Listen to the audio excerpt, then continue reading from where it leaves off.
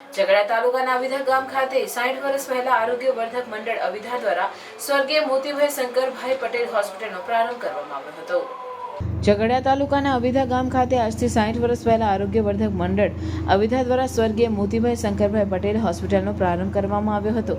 દિવસે દુહાલના સમયમાં અકસ્માતોથી લઈ અન્ય રોગોની સંખ્યામાં પણ વધારો થતા આરોગ્ય વર્ધક મંડળ દ્વારા તેમની હોસ્પિટલમાં વિવિધ અદ્યતન સુવિધાઓ સમયાંતરે ઊભી કરવામાં આવી રહી છે।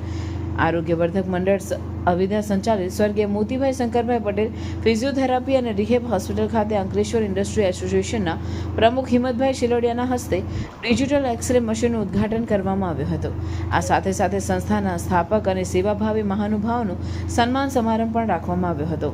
સંસ્થાના 98 વર્ષીય કાંતિભાઈ લલ્લુભાઈ પટેલ પણ વડોદરાથી અવિધા આવી ખાસ ઉપસ્થિત રહ્યા હતા।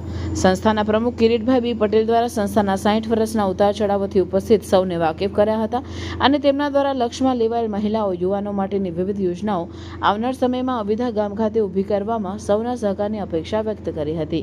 આ પ્રસંગે અવિધા ગામના વડોદરા, અમદાવાદ, ભરૂચ ખાતે રહેતા આગેવાનો, ગ્રામજનો ખાસ ઉપસ્થિત રહ્યા હતા।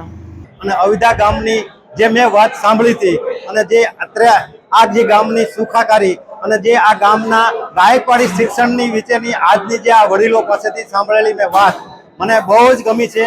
અને અંકલેશ્વર ઉદ્યોગ મંડળ જે અત્યારે પર્યાવરણ, શિક્ષણ અને આરોગ્યની દ્રષ્ટિએ જે કામ કરે છે એના કરતાં આ ગામ અંકલેશ્વરની બાજુમાં આવેલું અવિધા ગામ પણ જો આરોગ્યની દ્રષ્ટિએ આટલું બધું આગળ વધેલું હોય તો આ લાગણી અને દિલની માગણી આ જે છે દિલથી એમને લાખ લાખ અભિનંદન અને આવા કામ અવિધા ગામને આંગણે થતા રહે।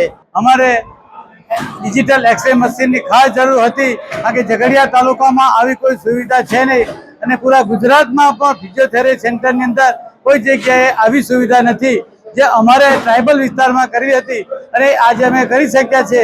અને એ પ્રસંગે સંસ્થાના સ્થાપક શ્રી કાંતિ કાકા અમારી સમક્ષ હાજર છે કે જેમનો આજે સન્માનમાં કરીએ છીએ।